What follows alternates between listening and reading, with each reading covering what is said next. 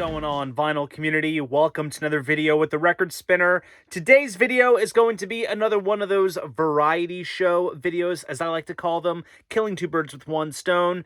First, I'm going to be demonstrating and reviewing the Vevor Ultrasonic Record Cleaner, and I'll be showcasing part 2 of my Record Store Day Black Friday 2024 vinyl finds. But first, let's talk about Vevor.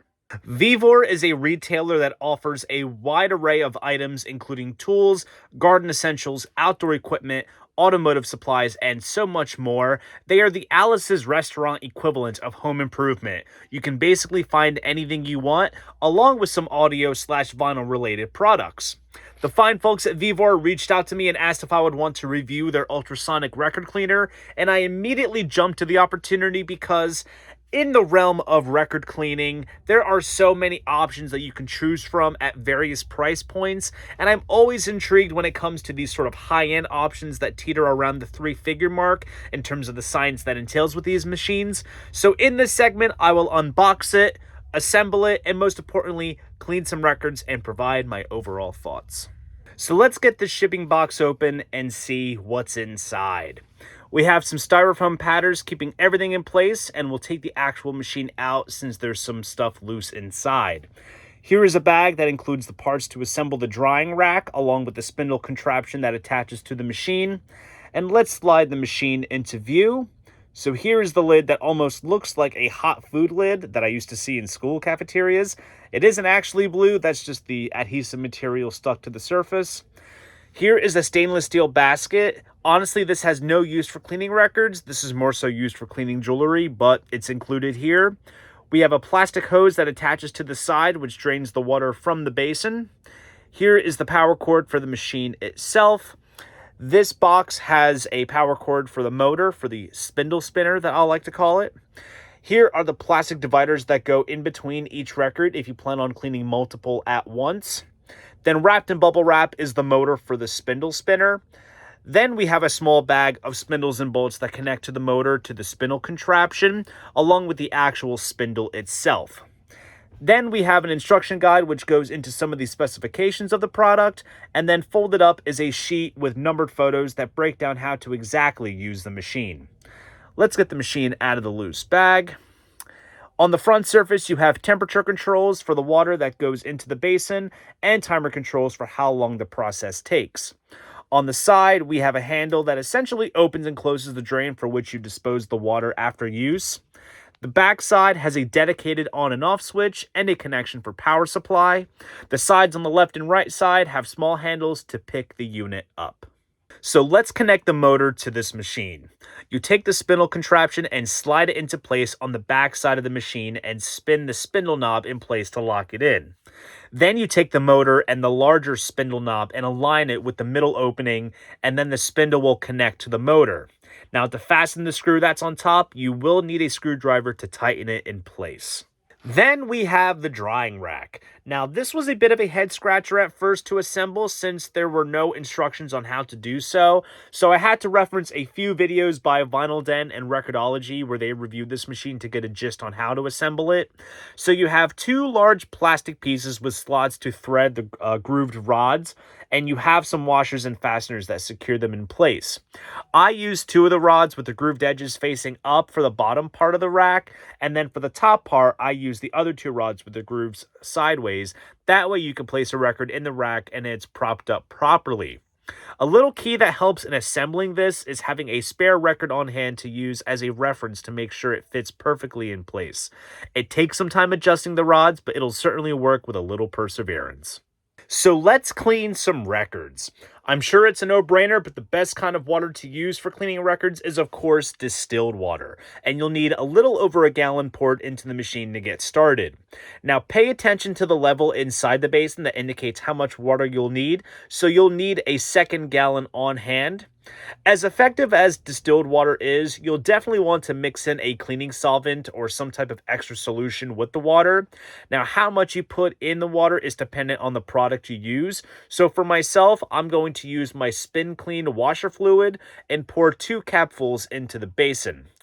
Now, before we load the records onto the spindle, I would suggest loosening the motor and slipping it up to the top of the clamp. That way you can ease the records down once they are loaded on. So first we'll slide one of our center label coasters on, and the first record that we'll place in is the 12-inch single of The Past is a Grotesque Animal by Of Montreal. As you can tell, there is a considerable amount of dust and debris on there, so we'll slide that on and then place another coaster to cover the center label. And the next record I'll place on is 17 Seconds by The Cure. Keep in mind, I bought this reissue sealed and it came in a printed inner sleeve, and as you can see, there is tons of debris on the surface.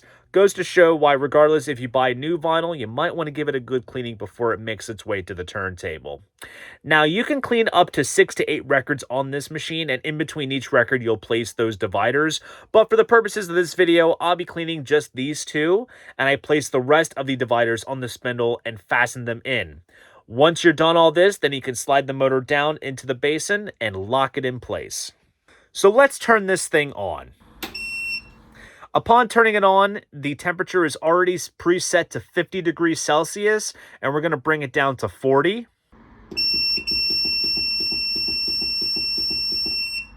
And the timer is already preset to 30 minutes, and we'll stick with that. Let's turn on the motor, then the temperature and timer, and let it do its thing. Saying that this machine gets a little loud is a bit of an understatement. I'd say it's best to use this machine if no one is home or if persons living with you can endure a little bit of noise. But let's see what the results are in a half hour.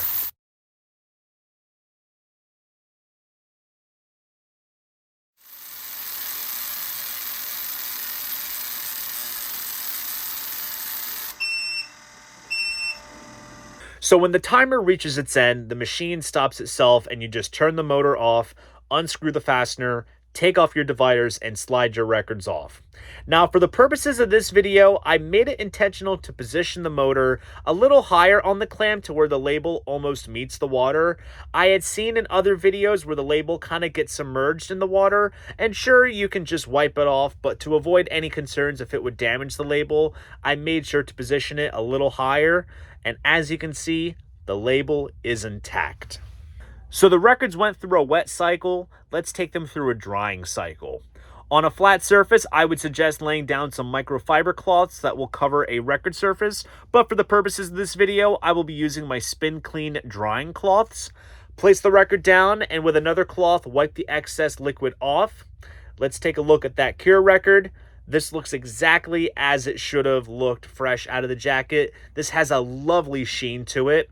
And let's move it on over to our drying rack and make sure you stand the records up straight so we can ride perfectly within the plastic grooves. Now let's do the Of Montreal record. Now I purchased this secondhand and there's already some surface wear to the record, but with that taken into account, this record looks very, very solid. Onto the rack it goes. Now let's drain the basin. So you'll take your plastic hose and twist it in place where the drain is and get yourself a large container where the water can be collected. Twist the handle to the center and let the water drain. Now, as you can see, do as I say, not as I do. Make sure the hose is tightly secured, or maybe place a towel underneath to collect any drippings. So what do I think of the Vevor Ultrasonic Record Cleaner?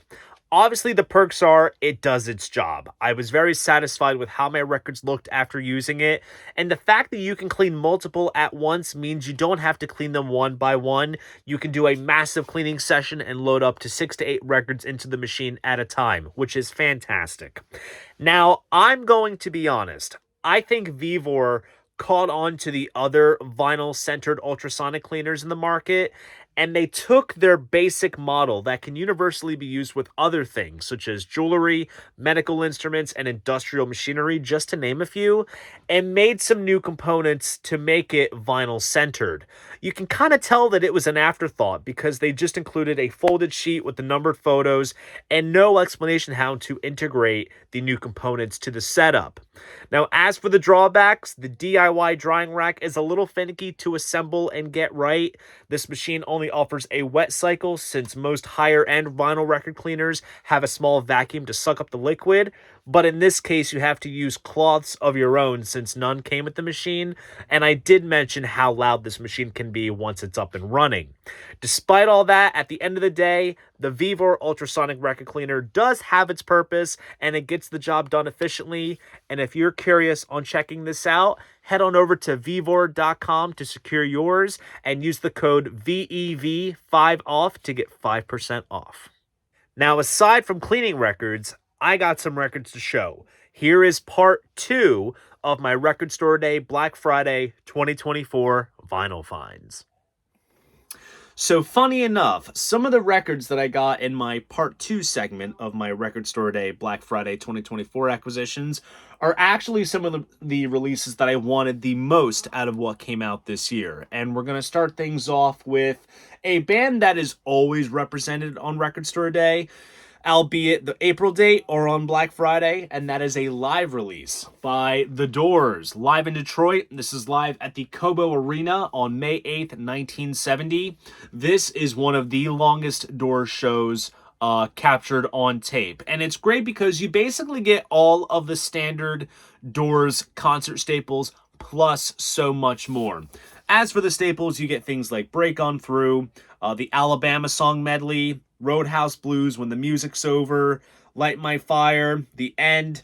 And then for everything else, they break into things like You Make Me Real, Ship of Fools, the Mystery Train Medley, Been Down So Long. They even do covers of Carol, I'm a King Bee, Close to You. It is just absolutely sensational. Now, this show was recorded for the Absolutely Live album from 1970, and this show was released first on CD back in like 2000 on the Bright Midnight Archives label. Long out of print, very hard to find, and very pricey. And this kind of picks up where Doors management left off at with releasing some of these Bright Midnight releases, because back in 2016, I want to say it was, for Record Store Day, they released the first Aquarius show. And hopefully they'll be putting out the other shows that came out on that label, 20 years past, on vinyl for future Record Store Days to come. So fingers crossed. It's an absolutely solid package. It is also numbered as well. This is copy number 4,992 out of 5,000. So this is quite towards the end of the run. And it is a Record Store Day exclusive release that you can only get from your mom and pop record stores or the Doors website, because they tend to do that every year for Record Store Day stuff. They always put some stuff on their web store. But lid comes off just like this. Also, there's the hype sticker. I just paste that inside the box. We have a 4-panel insert. Cool band photo there. We have some recollections from Danny Sugarman, as well as some tech notes from Bruce Spotnick talking about the recording of the show. Track list and credits. And each record is housed in its own printed inner sleeve with a photo of each band member sort of devoted to the sleeve. So we have Robbie here. Got John, Jim, as well as Ray. And I'll just showcase one of the records. It's pretty much the same across the board in terms of the center labels and presentation. But there you have it. And what's cool is that on the edge of each of these sleeves, they have like little ticket stubs. And then here is a sort of poster promoting the show. So very, very cool, and I am really excited to dig my way into some live Doors. It's funny, I feel like the only time I listen to the Doors live is when Record Store Day comes around and they do these live releases. So it's time to re-up on some live Doors right now with Live in Detroit. Keeping things in the live vein, we have Jimi Hendrix, Songs for Groovy Children, the Fillmore East concerts. As of recently, the Hendrix camp have been doing these sort of concise single LP highlight releases for some of the more elaborate live box sets that have come out over the years. They've done it for the BBC sessions. They've done it for the Winterland shows. They did it for Live in Maui. They've done it for the I believe it was the Miami Pop Festival, I believe it was. And now this release is centered around the Songs for Groovy Children Fillmore East Concerts box set, which brought together all the shows that Jimmy did with Buddy Miles and Billy Cox at the Fillmore East at the turn of 69 going into 70, which was immortalized on the Band of Gypsies album. And this brings together Stone Free, Hear My Train A-Comin', Isabella, Machine Gun, and Foxy Lady. And it kind of breaks down where each track comes from in terms of which show and such. And it kind of has a slightly, different, color scheme on the front. But honestly, like I've said so many times before, the Hendrix stuff always is done very well, and it sounds fantastic. This is a Record Store Day exclusive release, limited to 4,500. And this comes pressed on sort of marbled blue vinyl. It's kind of like a blue and violet mixed colored vinyl, which looks absolutely gorgeous. And it comes in a nice QRP inner sleeve as well, so you really can't go wrong here. And next up is yet another band always represented for Record Store Day. This compilation got its first ever vinyl pressing, celebrating the band's 50th anniversary, the one punk band that matters, and that is the Ramones' Greatest Hits. Now, this came out on CD back in like 2006. I remember I got it when I was young. Not gonna lie, this compilation is far from perfect. It kind of jumps around a little bit, and it doesn't really give a whole retrospective overview on the Ramones recording catalog. Obviously, heavy emphasis on the 70s stuff, and then it sort of jumps around throughout the 80s. But if you want one LP of solid Ramones bangers, then this compilation is the way to go. And this is an RSD exclusive release, limited to 5,000. It does come with a cool insert with some quotes from Tommy and Marky. And then we have track list and catalog and band photos, individual photos, I should say. And this comes pressed on red vinyl, which looks very, very cool. Hopefully this is the first of many Ramones 50th anniversary releases to come to celebrate such a milestone. And fingers crossed, we'll see what happens in the near future. So happy I got my hand on this. Then we go into an album that celebrated its 30th anniversary this year. Acoustic Sound sent me a promo of their Atlantic's 75 pressing of this particular album, which I reviewed for trackingangle.com. Yes, it's the best sounding pressing you'll ever hear of it. And if you want to dig deeper beyond just the album, then you can listen to the rarities of Stone Temple Pilots' Purple. Obviously, this is called Purple Rarities. Now, this vinyl pressing consists of the sort of extra material that appeared on the Purple Super Deluxe box set that came out a little while ago. It's like a CD vinyl configuration, comes in like a hardbound book style gatefold, and you basically have early versions of tracks, acoustic versions, demos. You also have their cover of Led Zeppelin's Dancing Days, which appeared on a Zeppelin tribute album at one point around the 90s. So if you're a diehard fan and you want to kind of go beyond, like I said, just the main album and kind of hear it in a different light, this will serve you well. And also, this is one that I was very stoked to get because I think down to the limited nature of it, this being only limited to 3,000 copies and being an RSD exclusive, I was very lucky to get this at the retail price and not what it currently goes for now. So it does have a cool sort of glossy type finish to it with the symbol that's referenced on the front cover. Here's the back. And of course, to live up to the album title, it would be ludicrous if it was not pressed on purple vinyl, which looks absolutely wonderful. Now, technically, that should be all I got, but I had a moment of weakness. And when I saw this initially on the list, I thought, that's kind of clever, that's kind of funny. Do I actually really want it? And consider this a curveball thrown at you, because this is a part of my childhood. We're going back 20 years. Oh my God, I can't believe I'm saying I'm going back 20 years. My age is showing a little bit, and it's kicking me hard. Here we have it, the SpongeBob SquarePants movie, music from the movie, and more. I remember seeing this in the theater when I was a kid. I absolutely love SpongeBob. You ask anyone in my generation that grew up in the early 2000s, we absolutely loved SpongeBob. And this soundtrack is actually pretty fun. You have things like the theme song sung by Avril Lavigne, Flaming Lips are on here, Wilco, The Shins, Ween. Of course, for me, My big highlight on this soundtrack was Goofy Goober Rock, which was the sort of parody of I Wanna Rock by Twisted Sister. Hands down the highlight of the movie for me, but also it's just a fun little spoof. But this is actually a really fun record to have. You had to be there if you're going to own it. And it's a cool package, you know. Prints an inner sleeve, there's a gatefold. Also, I want to mention, check the bottom out. I don't know if you can catch it on camera, but the credits here are actually for the second film, the SpongeBob movie, Sponge Out of Water, which came out in 2014. So they definitely got that part wrong on this. I don't know if they'll correct it on potential future pressings, or this will always be a mispress for that reason, but I don't know, I thought it was kind of interesting.